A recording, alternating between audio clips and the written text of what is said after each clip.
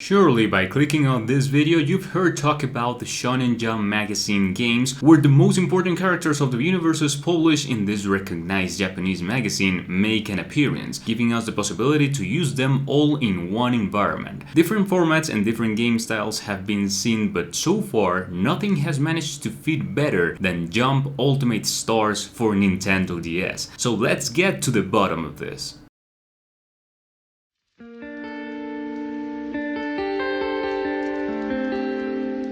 Just wanna take a quick moment to remind you guys that by becoming members of the channel you will be able to vote for a review every single month. Without further preamble, let's start with the video. The Nintendo DS was kind of weird. Without doubt, it has been one of the many Nintendo consoles that have marked a before and after, and not in terms of quality of titles, but in innovation. Whether they wanted it or not, this has been one of the only companies who have managed to survive this new digital era without separating from its principles, of its ideology. And we can see that reflected in ideas such as the Nintendo Wii, the Nintendo Switch more recently, and clearly the Nintendo DS, offering us new ways to play and experience video games through unconventional tools such as moving a controller, simulating that you bat a ball, or simply play with two small screens simultaneously. The game we will see today not only managed to adapt to the complexity of the new formats and this portable console, but the game was not initially distributed outside of Japan, so I want you to notice that the one you're seeing is the Japanese version. Arriving on November 23rd, 2006, exclusively for Nintendo DS, this game was initially distinguished among many as one that emulated the playstyle of the Super Smash Bros. And in fact, they were correct. The format sticks to the simple, screaming at you to not overthink and just have fun sending punches one after another, with a 2D look of platforming pixel art, clear for the power of a Nintendo DS. The story is treated in a very simple way. The piece of the universes collapses and you must go through a journey using the most iconic characters of Jump magazine to fight every adversary you encounter to restore peace. This is done throughout a system of scenarios that changes according to the type of enemy we encounter, and believe me, there are so many of them. The combat can be with up to 4 simultaneous players, with variability of objects and platforms with which they interact. The Smash Bros style is reflected in a very strong point here. Each character has basic, aerial, and special hits that can be combined with skills from a deck. Talking about this deck, we are talking about Koma, which means panels in Japanese. This can be organized into a deck from a menu before each fight. The deck should be made up of both main characters, supporting characters, and others. They have different attributes and classes that serve as support attacks, other actions like recharge some of your resources in combat, and even boost other like attack and defense. These were managed throughout the touchpad of the Nintendo DS.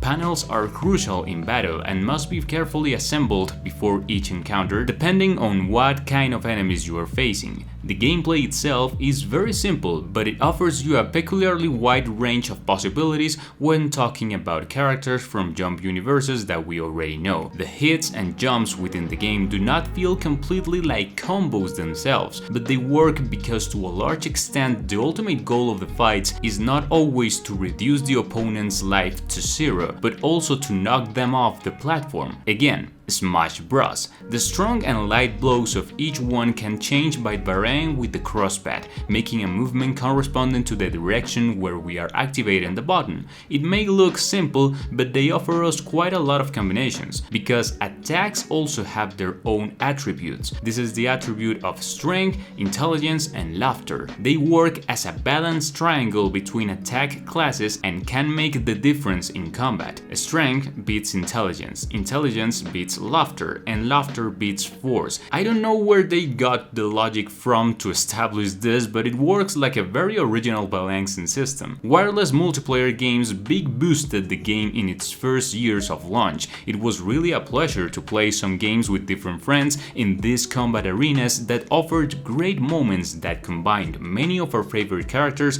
in an organic way. Also, it is incredible the great number of references that, despite its technical limitations, it is is able to offer with a lot of attention to detail, such as for example the victory poses of each character at the end of the battles, referring to some pose or movement that they did in the series. Jump Ultimate Stars is one of those games that the more you play it, the more you like it, because you begin to discover what makes it unique among Jump magazine games, which to date we know there have been many. At a certain point you start to develop an empathy with this progression system. The game does not even have dubbed voices in the attacks, in special powers, or even in cinematics, and yet it manages to transmit very well what it wants us to understand about the game. Let the actions speak for themselves. This is also connected to how peculiarly addictive this is to play. You are always aware of what other combinations of combos you can get, or what another crazy challenge will give you the requirements of each mission, and everything doing it with those characters that we like so much. Those you see on the cover of a game and you say, I have to try it, just to see him or her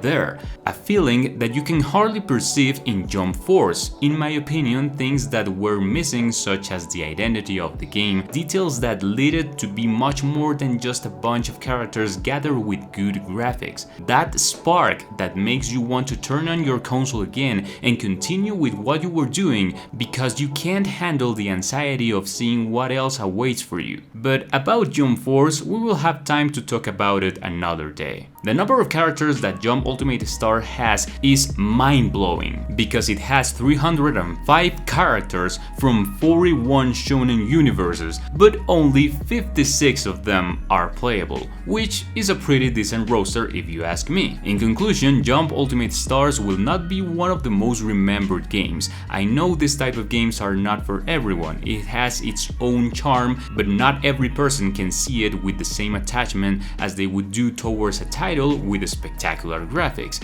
This is possibly one of the best Nintendo DS games, has great gameplay, a good number of characters, diversity of combos, a great scene, and a tremendous replayability factor. It is worth your time, I assure you. If you still have a Nintendo DS, try it, it will not disappoint you. It is also available to emulate it on your PC with Wins Pro DS, so check it out. Guys, please leave me below what you think about Jump Ultimate Stars, and if you had the opportunity to try it on your day, I would love reading your experiences. Thank you so much for watching. If you made it to the end of the video, I hope you enjoy it, and that was all for today. Take care and see ya.